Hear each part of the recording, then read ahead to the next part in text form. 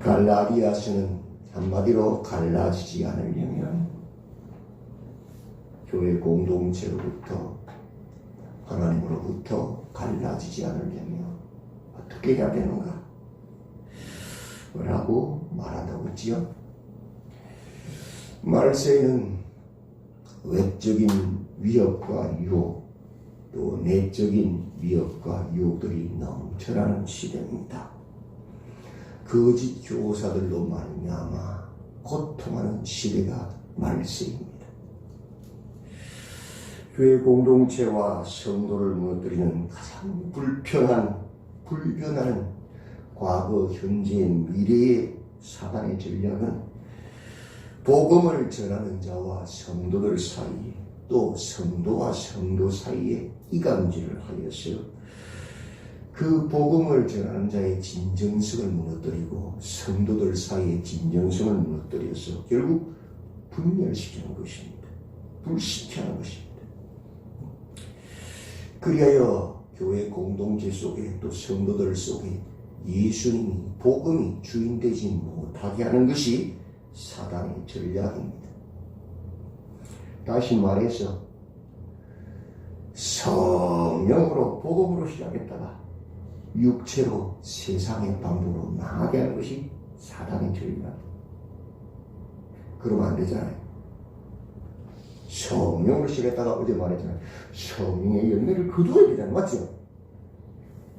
성령으로 시작했다가 육체의 열매, 누가 높으냐 누가 크냐 분쟁하고 미워하고 싸우고 분열하고 망하는 거잖아요. 그게 사단의 전략이에요. 그런 일을 하는 자들은 교회 안에 광명의 천사로 나타납니다. 가만히 들어와 성도들의 마음을 훔쳐서 예수 그리스도가 아닌 자신들을 따르게 하는 그런 자, 다름질하는 자들을 막아서 진리를 순종하지 못하게 하는 자들입니다.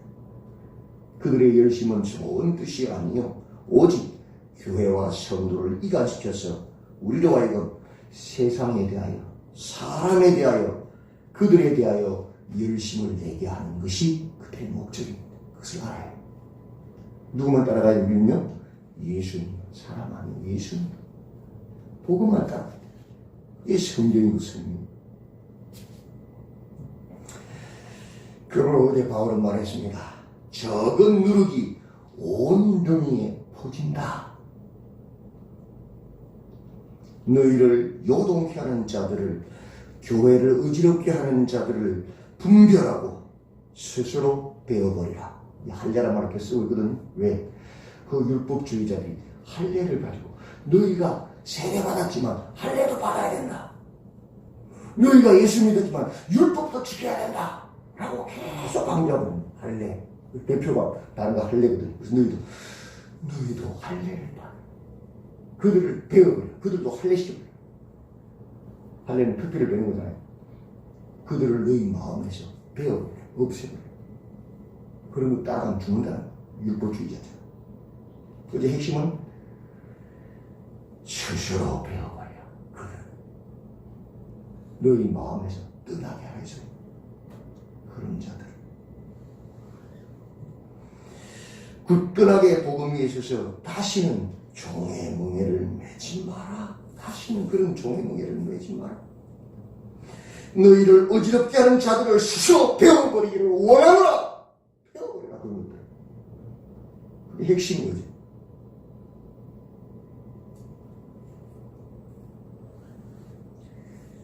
헛된 영광, 세상에 썩어질 것을 구하지 말고 성령을 따라 행하는 자가 되라. 그래서 어제 5장 하반절에 성령의 열매를 이야기하는 거예요. 성령의 열매. 어떻게 해야 돼? 어떻게 그렇게? 오늘 6장. 성령의 열매는 원리는 뭡니까? 사랑입니다. 사랑을.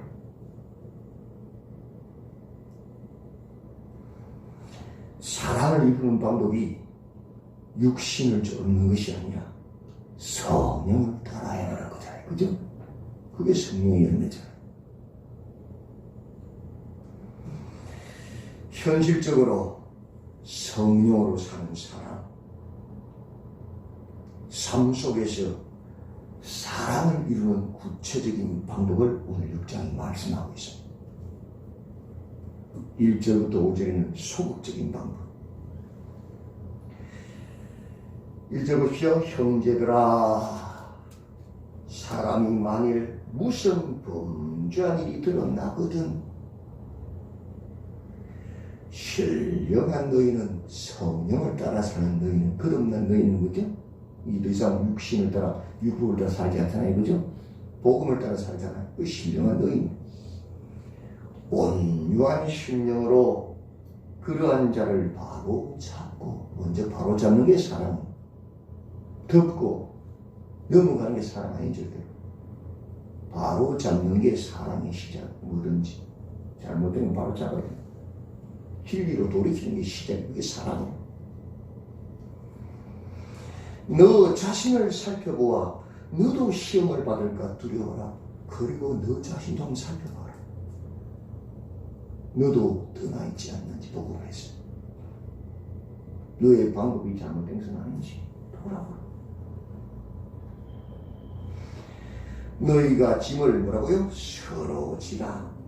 그리하여 그리스도의 법을 성취하라. 그리스도의 법이 뭡니까? 정죄하는 것만이 아니고 바로 잡고 서로 돌아보았어요. 또 자기 자신도 살펴보았어요. 짐을 서로 지는 것이 경건케 하는 것이 바로 사랑이고 그리스도의 법이다. 온유한 심령. 온유란 말은, 성경에서는 온유란 말은 그냥 따뜻한 게 아닙니다. 그런 사람은 착각하는데 그 단어 자체를 착각하면 큰일 나요. 본질의 의미라는 온유는 그런 것이 아니에요. 내 느낌, 내 감정, 다른 거 다 내려놓고 하나님의 말씀대로 쓰는 것, 하나님의 말씀대로 따르는 것을 온유라고 해요. 예수님 나는 온유하고 그랬죠. 죽기까지 순종했죠. 말씀대로. 그죠? 진리를 따라가면서 온유라고 그래요.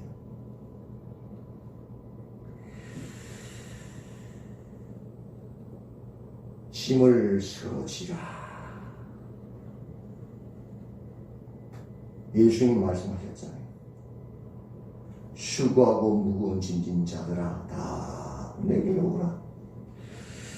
내가 너희를 쉬게 하리라. 나는 마음이 온유하고 겸손한 나의 멍에를 메고 내게 배우라. 그리하면 너희 마음이 힘을 얻으리니 이는 내 멍에는 쉽고 가벼움이라. 우리는 멍에 그러는 소 한 마리를 생각하고 우리는 이스라엘은 소 두 마리가 멍에를 메요. 멍에 하나 이렇게 해서 두 개가 있어요. 소 두 마리가 들어가야 되니까. 근데 두 마리가 멍에를 메고 그리고 가는데 한 놈은 좌측으로 가고 한 놈은 우측으로 가면 어떻게 돼요? 밭을 못 매잖아요. 너는 못 갈잖아요. 그 멍에는 뭐냐? 한쪽 멍에는 누가 들어가셨어요? 예수님. 한쪽 멍에 누가 들어가요? 내가 들어가요. 내가 지치고 딴 길로 가라 그래. 누가? 예수님이 같이 탁 짐을 지고 그리 가주시오. 그게 온유예요. 주님의 기준으로 말씀 같이 주님과 그리 가라. 내 뜻이 아닌 하나님의 말씀을 따라 바르게 가는 것이 온유했다는 말. 그렇게 짐을 서로 지라. 그리고 나를 살펴보라. 그것이 사랑을 이루는 소극적인 면에서의 방법이다.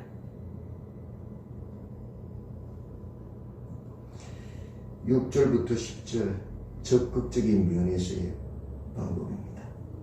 6절 보십시오. 가르침을 받는 자는 말씀을 가르치는 자와 모든 좋은 것을 함께하라. 적점은 말씀을 가르치는 자와 함께하라는 거예요. 거짓 교사들과 함께하지 말고 바른 복음을 전하는 말씀을 가르치는 자들과 함께하는 것이 적극적인 그 사랑을 이루는 방법. 8절 자기의 육체를 위하여 심는 자는 육체로부터 썩어질 것을 거두고 성령을 위하여 심는 자는 성령으로부터 뭘 거둔다고요? 영생을 거두는다. 심은 대로 거둔다. 성령을 위해서 심으라. 적극적으로. 썩어질 육체를 위해 심는 것이 아니고 성령을 위해서 심으라. 적극적으로. 하늘의 보화를 쌓으라는 게 말하는 걸 보죠. 10절 그러므로 우리는 기회 있는 대로 모든 이에게 뭐라고요? 착한 일을 하되 또 믿음의 가정들에게 할지니라. 착한 일이 뭐예요? 사람들이 생각하는 그런 기준이 아니에요. 하나님의 말씀, 토, 성, 주의 말씀을 따라 행하라. 믿음의 가정들에게 뭔지. 그게 적극적으로 하는 방법. 말씀을 가르치는 자와 함께하고 성령을 위하여 심고 기회 있는 대로 성경 말씀을 따라 행하라. 선한 일을 행하라. 9절 우리가 선을 행하되 그 선이 뭐예요? 말씀을 가르친 자와 함께하는 것이고 성령을 위해서 심는 것이고 믿음의 가정들에게 기회 있는 대로 착한 일을 행하는 것이지. 그렇게 선을 행하되 낙심하지 말지니 포기하지 않으면 때가 이르면 뭐라고요? 거둘 때. 그렇게 살아가면 주님 오시면 결국 뭐예요? 하나님 나라 들어가잖아요. 그죠? 결국 그 성령님을 거두는 거잖아요. 우리가 왜 이런 삶을 살아야 합니까? 이 악한 세대에서. 왜 거짓 교사들을 끊어두고 마음에 할례를 행해버리고 왜 우리는 선을 행하며 살아가야 합니까? 성령을 따라. 14절 15절 이것을 말하고 있습니다. 그러나 내게는 우리 주 예수 그리스도의 십자가 외에 결코 잘한 것이 없으니 주님 은혜 때문에. 그죠? 나 같은 죄인 구원하셨으니까 그거 보고 말입니까? 1장 2장 3장 그죠? 그리스도로 말미암아 세상이 나를 대하여 십자가에 못 박히고 내가 또한 세상에 대하여 그러하리라. 이제 나는 예수님의 십자가에 같이 못 박혀 죽었기 때문에 내 안에 누가 살아요? 그리스도께서 사시기 때문에. 맞지요? 내가 십자가에 못 박아 죽지 않았으면 세상의 유익을 찾아다니면서 살겠지. 옛날처럼 과거처럼 내일은 내나라 냈던 내 영광 보면서 마음이 살겠죠. 교회 안에서도. 그죠? 이제는 아니란 말이에요. 내가 주님한테 십자가에 못 박혔기 때문에. 근데 내가 누가 살아요? 예수님 내 안에 살기 때문에 그렇게 사는 거예요. 이제.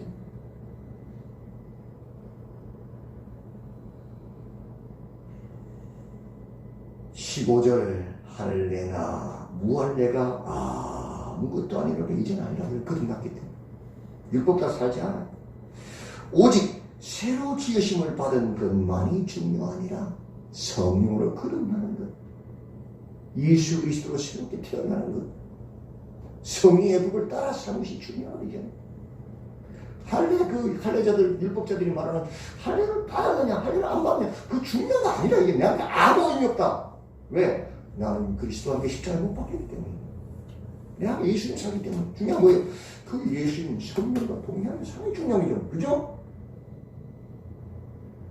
그래서 우리가 이제는 복음을 따라 사는 거예요. 성령을 따라 사는 거예요. 성령의 열매를 묻으며 사는 거예요. 그러한 자에게 무엇입니까?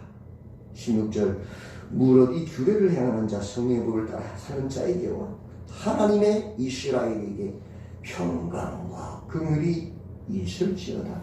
육체적 이스라엘이 아니라 이제는 영적 이스라엘. 그죠? 그들이 뭐가 있어요? 하나님의 평강과 긍휼이 있단 말이에요. 그렇게 살아가는 사람이 누구예요? 17절 이후로는 누구든지 나를 괴롭게 하지 말라. 내가 내 몸에 예수의 흔적을 지니고 있노라. 예수님의 십자가의 흔적을 지닌 자들이 그렇게 살아가는 자들이죠. 그래서 바울이 말해 더 이상 그런 걸로 날 괴롭히지 마라. 할례를 바꿔먹고는 아무것도 아니에요. 율법을 따라 사는 건 그건 죽음으로 가는 길이다. 그러므로 내 마음을 힘들게 하지 마. 내 안에 예수의 흔적을 가져라. 나도 예수님을 말미암아 이 십자가에 달려 죽을 성령을 따라 산다. 너희도 그런 흔적을 가져라. 그게 거듭난 자 아니냐? 맞지요? 형제들아, 우리 주 예수 그리스도의 은혜가 너희 심령에 있을지어다. 예수님의 은혜가 우리 심령에 있으면 그렇게 산다면 그 은혜를 잃어버리니까 누가 크냐, 누가 높으냐, 누가 우리 편이냐, 누가 우리 편이 아니냐, 그러고 맨날 내 나라, 내 이름, 내 뜻, 내 영광 가며 살다가 죽는 율법을 따라 살다 100개 중에 나는 9개를 지켰으니까 내가 제일 그렇게 너희들 내 말 들고 있는 거야. 나를 따라하고 있는 거야. 한심하거든. 왜? 성령을 거듭나지 못해서 아직도 율법의 종으로 죄적으로 살고 있으니 오늘 깨웠어. 성령을 따라 사는 사람은 하늘의 신령한 것을 구하는 사람들, 그렇게 믿음으로 살아가신 복음 안에 있으면 우리 성도님들이 다 되시기를 주님의 이름으로 축원드립니다. 아멘.